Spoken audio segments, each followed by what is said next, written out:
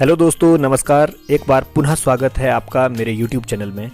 आज की इस वीडियो में हम पढ़ेंगे एक और मात्रिक छंद जिसका नाम है कुंडलिया छंद या कुंडली छंद। मैं चाहूँगा कि अगर आप अभी मेरे चैनल पर नए हैं या मेरे चैनल को सब्सक्राइब नहीं कर पाए हैं तो कृपया इसे सब्सक्राइब कर लें। इससे आपको मेरी आने वाली हर नई वीडियो का नोटिफिकेशन मिलता रहेगा। हाँ, साथ में बेल आइकन को दबाना ना भूलें।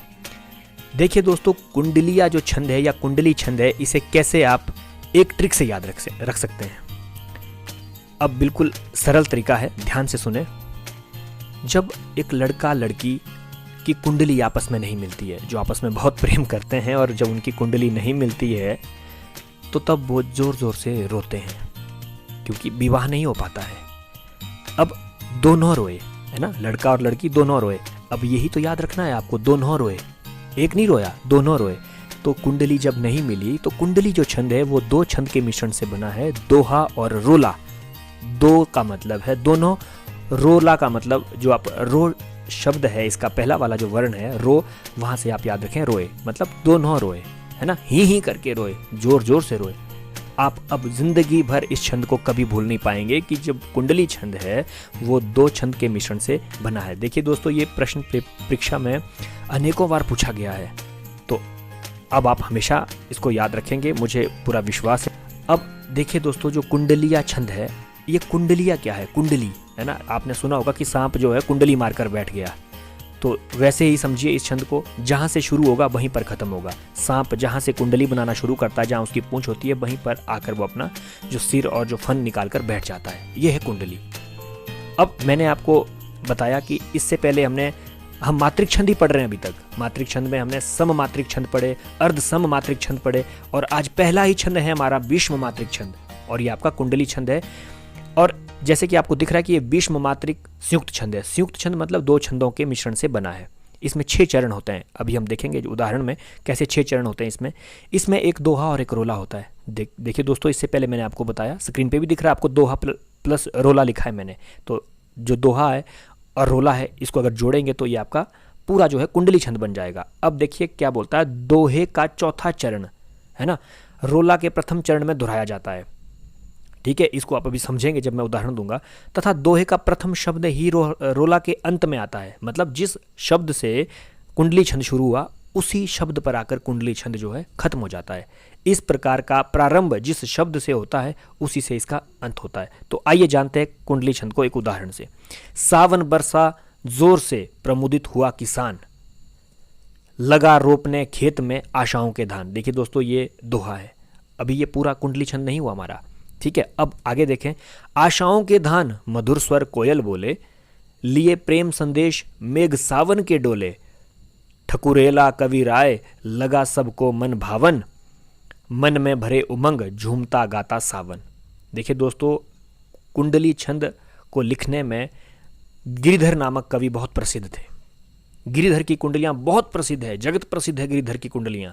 तो यहाँ पर हम कुंडली छंद की बात कर रहे हैं। देखिए दोस्तों, पहला दोहा है, फिर जो है उसके बाद आपका रोला आता है।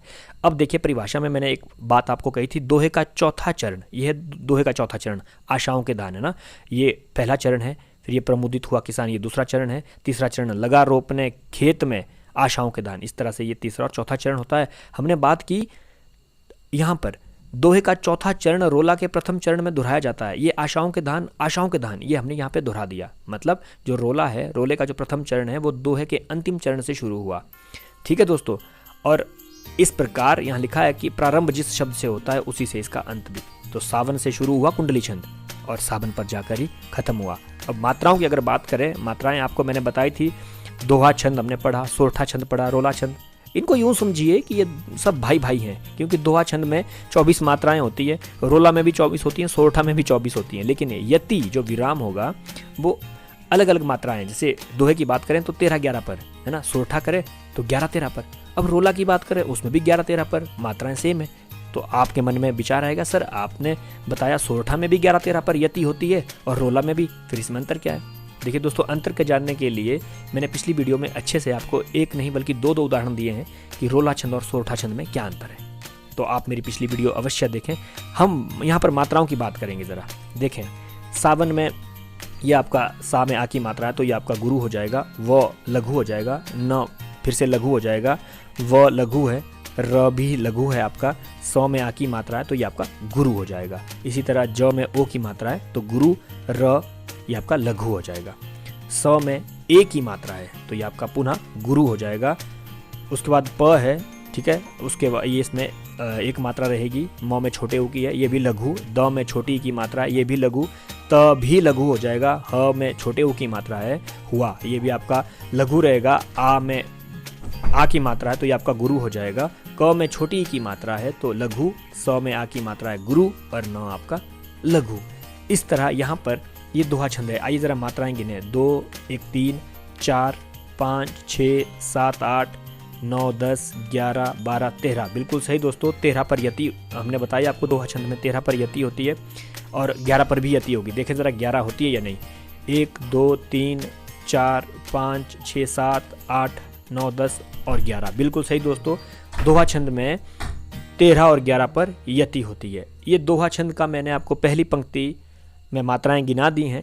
आगे की जो हमारे 5 चरण बचते हैं, देखिए दोस्तों, कुंडली मैंने आपको स्क्रीन पे दिख रहा है, इसमें 6 चरण होते हैं, चौपाई में 4 चरण होते हैं, है ना दोस्तों। इस तरह आप ध्यान रखें, इसमें 6 चरण होते हैं और 6 चरण में हमने पहला चरण इसको व्याख्या के तौर पर, अगर आप इस कुंडली छंद को समझ रहे हैं तो कई जगह अगर दोहे की बात करें तो दोहे में जो है, जब हम परिभाषा देखते हैं कि इसमें 4 चरण होते हैं, 13 और 11 पर यति रहती है, तो उसमें हम यहाँ जो आपका अल्प विराम दिख रहा है यहाँ तक एक चरण मानते हैं, लेकिन कुंडली छंद में आपको पूर्ण विराम तक एक चरण मानना पड़ेगा।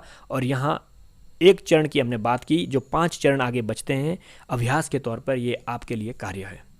आप स्वयं इसका स्क्रीनशॉट लेकर या इस वीडियो को पॉज कर इन मात्राओं को गिनें।